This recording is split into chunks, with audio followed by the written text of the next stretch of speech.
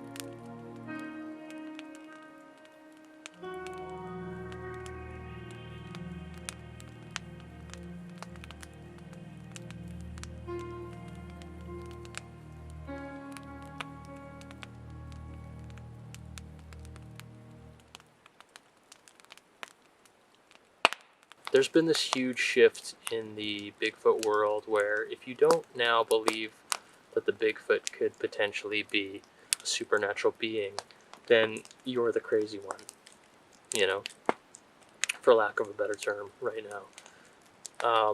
And people who are strictly flesh and blood believers, or people who are actively investigating that side of the topic, they're the crazy ones now.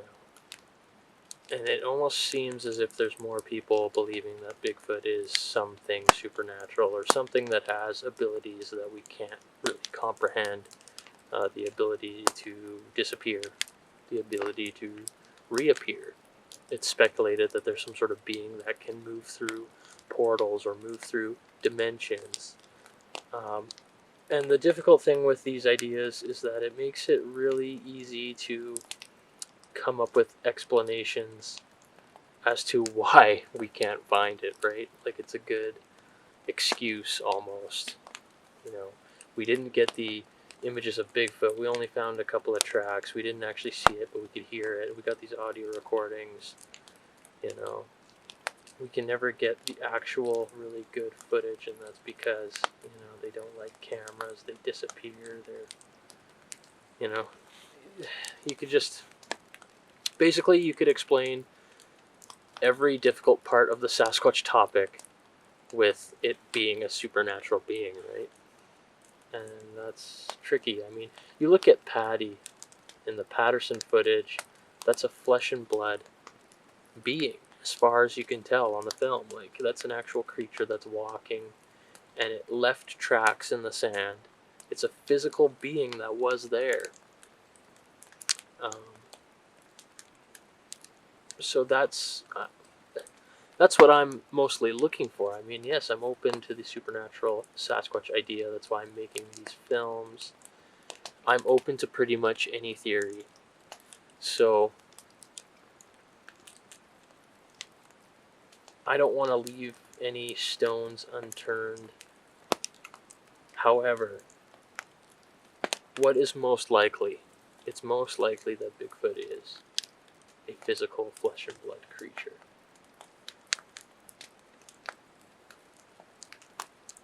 Is it possible that it's supernatural? Of course. I mean, I've seen things throughout my life that I believe to be something supernatural. Like, I once saw a full body apparition when I was 9 years old. And I'm certain that that's what it was. Like, I'm 100% certain I wasn't just seeing things or like dreaming, you know? So I've definitely seen things that I would consider to be supernatural or paranormal. So that's why I'm open to Bigfoot being a supernatural being, but the best evidence would suggest otherwise, and in my opinion, the best evidence so far, and, you know, for a long time, has been the Patterson footage. Nothing has topped that yet. And we have lots of really good track casts that seem genuine as well, and those are pieces of trace evidence left behind by a physical being. Now, could the Sasquatch be something physical sometimes, but other times it's not a physical thing? Yes, that is possible. Because one of my theories, and this is kind of a far out theory, is that Bigfoot kind of by its nature exists in an in-between state, kind of half in this dimension and half in another one. So without it consciously doing it, this would be like, just by its nature, it exists in an in-between state, so it slips in and out. So at some moments it could be in our dimension, and in some moments it might not be, which is why, we actually see it sometimes. We catch a glimpse of it. The Patterson footage, it could be one of those times where it's, visible in our dimension. I feel like if it had the ability to consciously make itself appear and disappear, it would have made itself disappear. In all these cases where we have like decent footage, like the Patterson footage and the Freeman footage, it would be able to do that. But I feel like it might be something that it can't control. This ability to cloak or to show itself in our light spectrum, that could be something that it can't control. So, by its nature, it exists in some sort of in-between state. This is just a theory of mine that I've kind of come up with. I don't think it's, it seems far out there, and like I've usually been pretty down to earth about the Bigfoot topic, but if Sasquatch is going to be a supernatural thing, if it turns out that it is, I think that's the most likely explanation as to why sometimes we do see it. Sometimes we do see a physical thing, right? Now, there is a lot of people out there who have all the answers, apparently. They claim to have all the answers. And it's not really my place to tell them that they're wrong, but there are a lot of people out there who claim to have all the answers. Apparently they communicate with the Sasquatch, and the Sasquatch tell them who they are and why they're here. And that kind of stuff you really have to be careful with, because you do not know when somebody's bullshitting you, unfortunately. There are people out there who are really good liars. And you just got to be careful when you hear stuff like that. You should always take in all the information and actually, sit back and assess it. And, come up with kind of your own ideas and theories. Not beliefs, but theories as to what could potentially be going on. Don't, decide on something and say that's what I believe. Always just be open and just take in information and process it.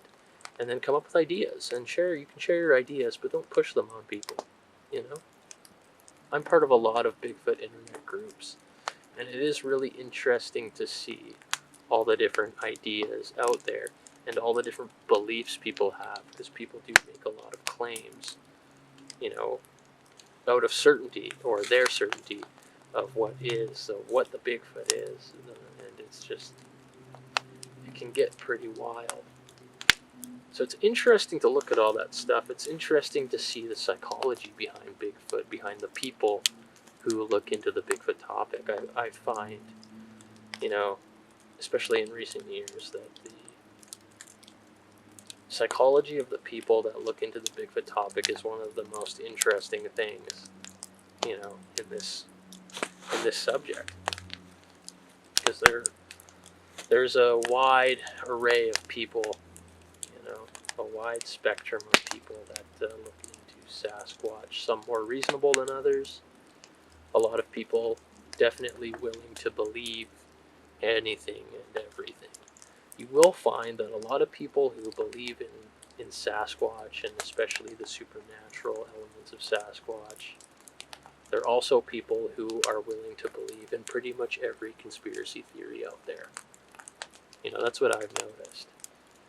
And, I'm not obviously speaking for everyone. I've seen a definite increase in that. And it could just be because I'm constantly added to more and more groups online and joining more groups and just seeing all the information out there. It could be why that I think that there's a surge in these, cases of people pretty much believing everything. But it can be dangerous sometimes. Like I said, if you're dealing with people's beliefs, it can be dangerous. A lot of times, people who start investigating Sasquatch develop beliefs. And it almost seems like it becomes sort of a religion to them. Especially when you get into the supernatural stuff. You get people having these big gatherings. kind of like these big festivals. And they're doing strange things, you know, strange ceremonies. And it definitely seems like sometimes they're appropriating First Nations culture. You know, a bunch of crazy white people out in these groups doing crazy things, and I don't know. It's definitely a crazy world we live in. But what do I know? I try not to make any claims. That's the thing. I try not to make any claims. I try to just, you know, come up with ideas and share my thoughts with people. And the people can, you know, make of it what they want to. They can take elements of what I say, they can take elements of what somebody else says, and they can come up with their own theories, which is, you know, I think the way to go about it. And there's so many different methods of research as well. I think that's good. I think it's a good thing that people are trying different things. What I don't like is how people argue amongst each other about what methods work and what methods don't work, because we don't really know. But if we have people out there all trying different things, you know, we have all our bases covered. So that's a good thing. It's a good thing that people are not all doing the same thing. You know, if Sasquatch is a supernatural being, it doesn't apparently matter where you are. As long as you're in a wooded area, apparently. You know, a lot of people think, you know, the Bigfoot spirits reside in these trees. That's an interesting theory. Trees themselves are living beings. You know, I don't know if they have souls or spirits or anything, but they are alive. So I don't know if two different souls can occupy one object. I guess that would be considered possession.